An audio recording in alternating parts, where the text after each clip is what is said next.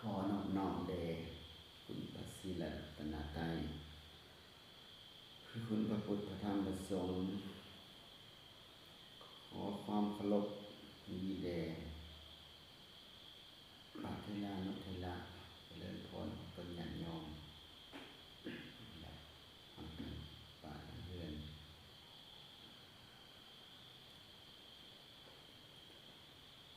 อวิชชายะนิอุโตโลโกวิวิชชานัปปกาสติขัปปาภิเลปะลัง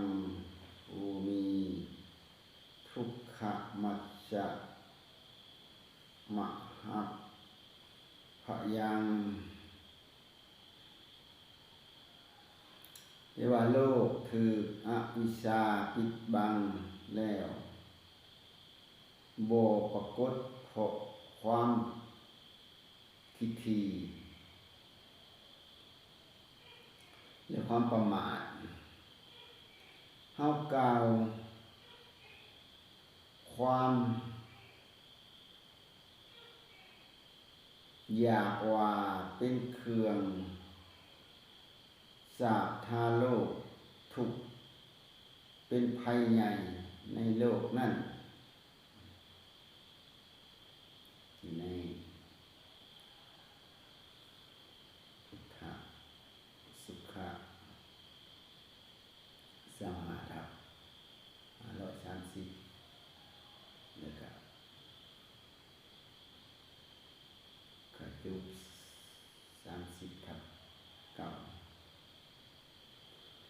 อวิชชาแปลว่าความบ่ฮู้หมายถึงความบ่ฮู้ในอริยสัจสี่คือบ่ฮู้ทุกข์บ่ฮู้เหตุให้เกิดทุกข์บ่ฮู้ความดับทุกข์และบ่ฮู้หนทางที่จะเข้าถึงความดับทุกข์โลกหมายถึงสัตว์โลกทั้งหลายอันหมายรวมทั้งมนุษย์และสัตว์เดรัจฉาน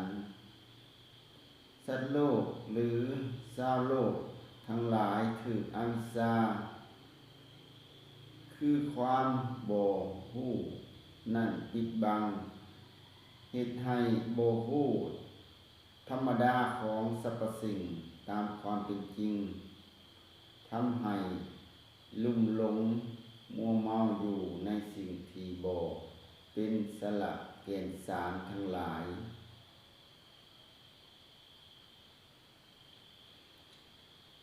อวิชชา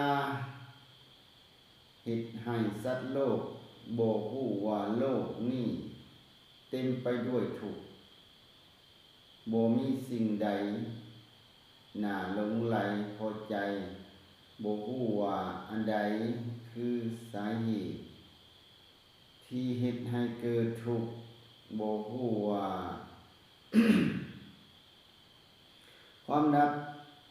ไปแห่งทุกข์ ดังกล่าวนั่นจะเป็นสุขหลายเท่าใดและบ่ฮู้ว่าต้องเฮ็ดวิธีใดหรือดำเนินตามหนทางใดจึงจะสามารถหลุดพ้นจากความทุกข์ได้เป็นเหตุให้ต้องเวียนว่ายตายเกิดอยู่ในภพสงสารนี่ในทะเลภพสงสารนี่ซ้ำแล้วซ้ำอีกเรื่อยๆไปบ่จบสิ้น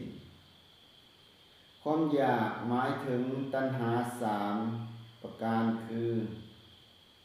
กามตัณหาความอยากในกามภวตัณหาความอยากในภพคืออยากมีอยากเป็นและวิภาวะตัณหาความอยากในวิภาวะคืออยากบ่เป็นหรืออยากหลุดพ้น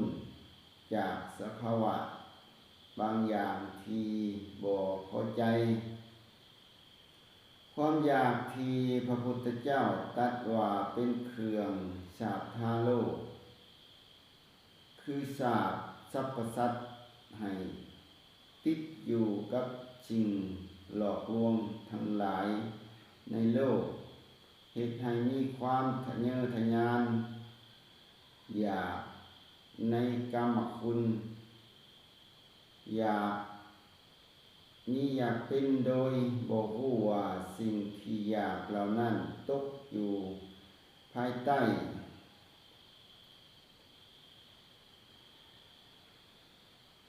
กฎ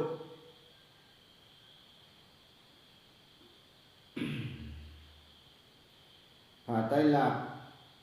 คือเป็นสิ่งที่บ่เที่ยงแท้แน่นอนเป็นทุกข์และบ่แม่นตัวตนเมื่อสัตว์โลกทั้งหลายถูกตัณหาสาปทาอยู่อย่างนี้เฮ็ดให้ลุ่มหลงมัวเมาบ่แสวงหาทางที่จะพ้นหรือทางที่จะหลุดพ้นไปจากทุกข์ในโลกจึงต้องเวียนว่ายตายเกิดอยู่เรื่อยๆประสบกับทุกข์ใหญ่ในวัฏสงสารอยู่เรื่อยไป